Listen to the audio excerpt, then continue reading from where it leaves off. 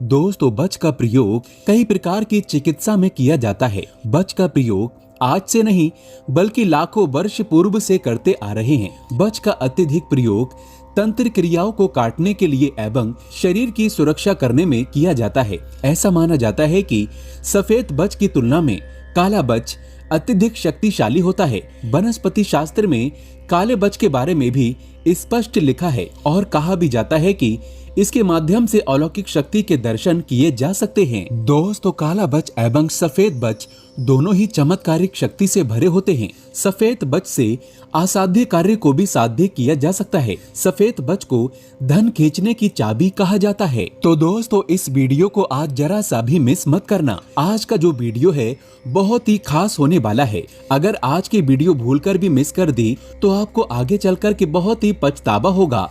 आज मैं आप लोगों को सफेद बच एवं काला बच दोनों की चमत्कारिक एवं अलौकिक प्रयोग बताऊंगा।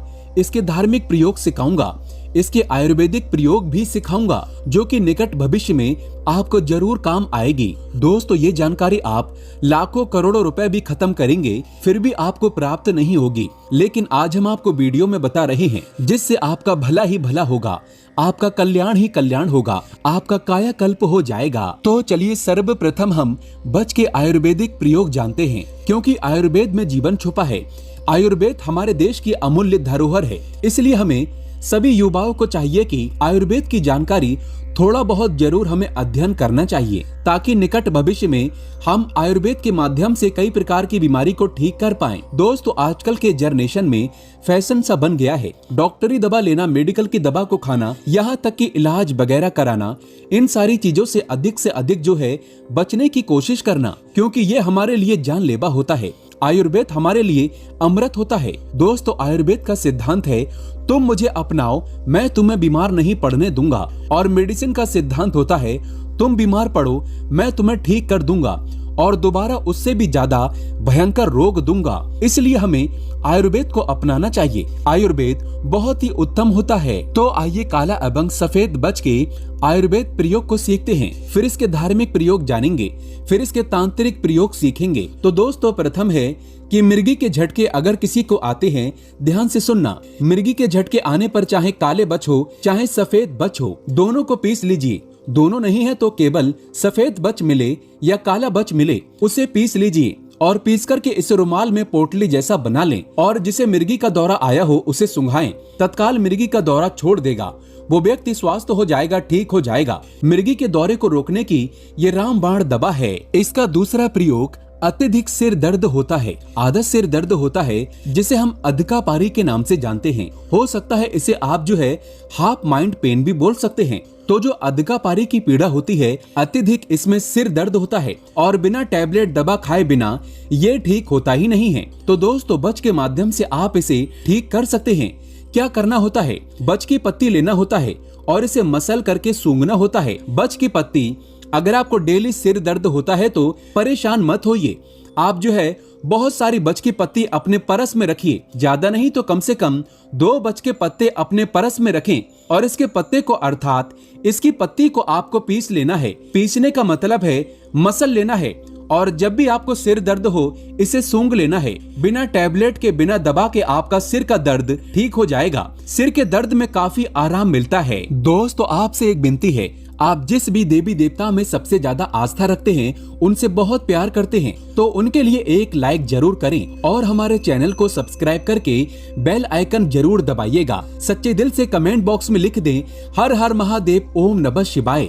इसके बाद दोस्तों, पेट के कीड़ों को दूर करने के लिए पेट में अक्सर बड़ा वाला कृमि हो जाता है, पेट में कीड़े पड़ जाते हैं जिसके कारण बहुत ही दर्द होता है, छोटे बच्चों में हो जाता है। तो पेट के कीड़ों को मारने के लिए बच की जड़ को 3 ग्राम पीस के इसके रस को पिलाने से पेट के कीड़े मर जाते हैं। इसका चौथा प्रयोग खांसी होने पर, क्योंकि खांसी छोटे बड़े बुजुर्ग सबको होती है, तो कैसी भी खांसी हो रही है तो बच की जड़ का थोड़ा सा चूर्ण बना लीजिए या फिर मार्केट में बच का चूर्ण मिल जाता है। चाहे सफेद बच हो चाहे काले बच हो, दोनों बच का चूर्ण चलेगा। तो 2 ग्राम की मात्रा में इसका चूर्ण लेना है और आपको 5 ग्राम की मात्रा में शहद लेना है। दोनों को मिलाकर के आपको चाटना है। कैसा भी आपकी खांसी हो, केवल इसकी 3 ही खुराक से जड़ से समाप्त हो जाती है आपकी खांसी। तो चलिए दोस्तों, हम बच के तांत्रिक प्रयोग सीखते हैं, क्योंकि तांत्रिक प्रयोग सीखना भी है जरूरी। तंत्र से असाध्य कार्य को साध्य किया जा सकता है। तंत्र से वो आप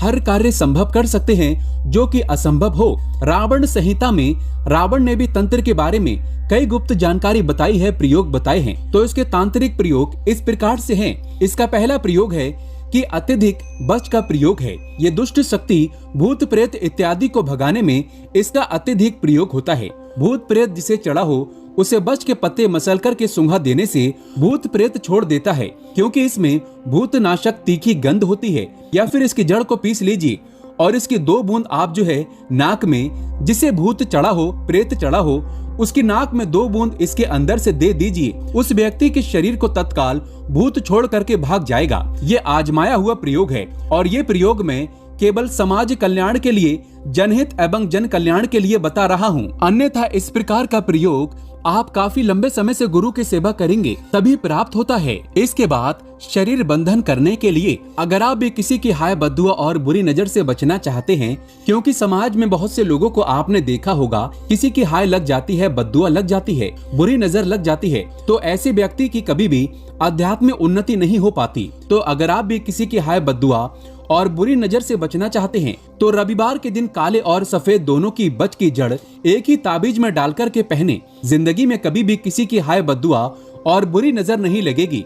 अर्थात ये किसी की हाय बद्दुआ और बुरी नजर को हमें जो है उनकी बुरी नजर से बचाने का काम करते हैं। इसका तीसरा प्रयोग अलौकिक शक्ति के दर्शन करने के लिए, जैसे कि अलौकिक शक्ति में बहुत सारी शक्तियां आ जाती हैं, दैविक शक्ति आ जाती है, भूत प्रेत पिशाच की शक्तियां आ जाती हैं, जो अलौकिक शक्ति होती हैं। अगर आप इनके दर्शन करना चाहते हैं, अगर आप भी अलौकिक शक्ति का आभास करना चाहते हैं, दर्शन करना चाहते हैं, तो लाल कपड़े में काले बच की जड़ को रखें। दोस्तों फिर आप देखना, इसे रख कर के आप ऐसे स्थान पर चले जाइए जहां पर लोगों का आना जाना ना हो, अर्थात मरघट है या फिर दैव्य स्थान जहां पर देवी देवता रहते हैं, मंदिर वाला स्थान, वहां पे चले जाइए तो अलौकिक शक्ति का आपको आभास होगा। अगर आपके पास में आसपास में अलौकिक शक्ति गुजरेगी तो वो छाया रूप में दिखाई देने लगेगी, लेकिन आपको घबराना नहीं है, इसे आपको छोड़ना नहीं है। जब तक ये आपके पास में रहेंगी, कोई भी जो नकारात्मक शक्ति, सकारात्मक शक्ति आपका बाल बाका नहीं कर पाएगी। लेकिन ये रवि पुष्य नक्षत्र में इनका प्रयोग करना होता है। दूसरे काले बच की जड़ को हाथ की मुट्ठी में बांध करके, ध्यान से सुनना, काले बच की जड़ को हाथ की मुट्ठी में बांध करके जिस जमीन में आपको दबे हुए धन की आशंका जा रही है, अर्थात आपको ऐसा लग रहा है कि फलाने जगह में जमीन में दबा हुआ धन है, तो वहां पर जाइए और उस स्थान की 3 परिक्रमा इसे मुट्ठी में रख कर के लगाइए, तो दोस्तों गड़ा हुआ धन ऊपर आ जाएगा। इसका 5वां एवं अंतिम तांत्रिक प्रयोग सीख लीजिए।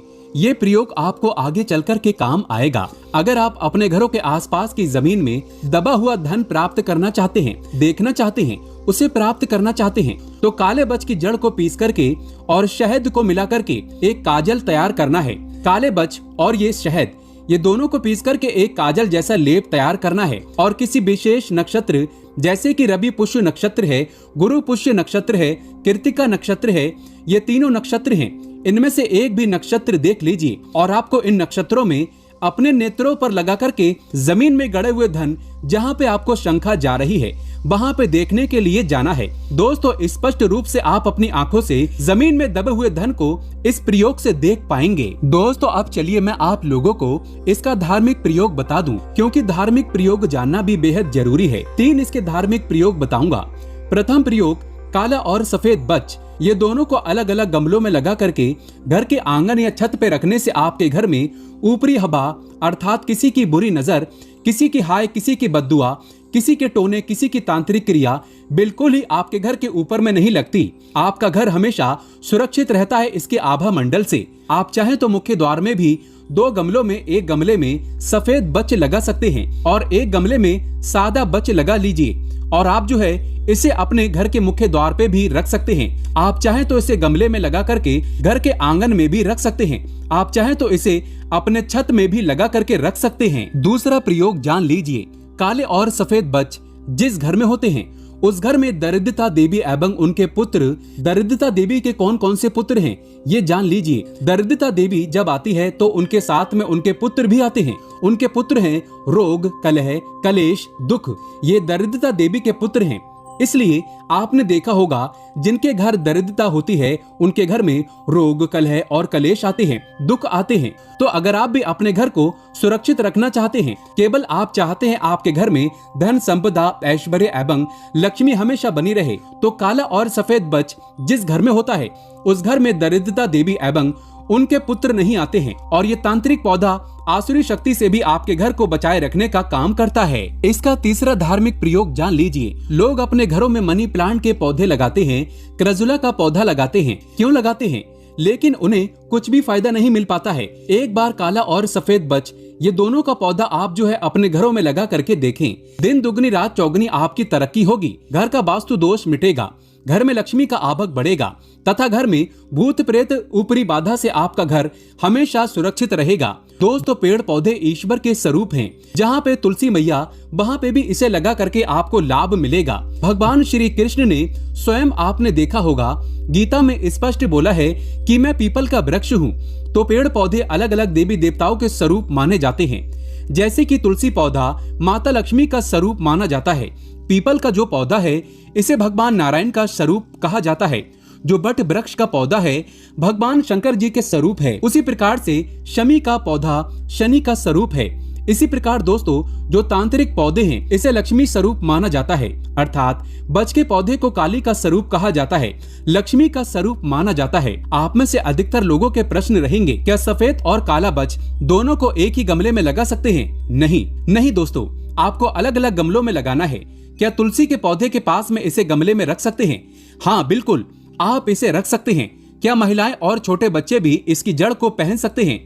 बिल्कुल ही, इसे महिलाएं भी पहन सकती हैं। छोटे बच्चों को पहना सकते हैं, वो हमेशा नजर दोष से सुरक्षित रहेंगे। अंतिम आप लोगों का प्रश्न रहेगा, क्या इसकी जड़ को पहनने से बुरी नजर नहीं लगती? इसकी जड़ को कौन से दिन में पहना जाए? हाँ, इसकी जड़ को पहनने से कभी भी बुरी नजर या भय नहीं लगता। दोस्तों, छोटे बच्चों को ये बुरी नजर से बचाते हैं। स्वयं पहने, किसी की हाय बद्दुआ बुरी नजर नहीं लगेगी। और इसे कौन से दिन पहनना होता है? तो काला बच और सफेद बच ये दोनों को शनिवार या बुधवार के दिन पहनना होता है। आप चाहें तो इसे रविवार के दिन भी पहन सकते हैं। दोस्तों, इसको पहनने का सबसे अच्छा दिन होता है शनिवार और बुधवार। ये दोनों तांत्रिक दिन कहे गए हैं। दोस्तों, आयुर्वेद के देवता कौन है? भगवान विष्णु। भगवान विष्णु के लिए एक लाइक जरूर करें और सच्चे दिल से कमेंट बॉक्स में लिखें, जय श्री कृष्ण, राधे राधे।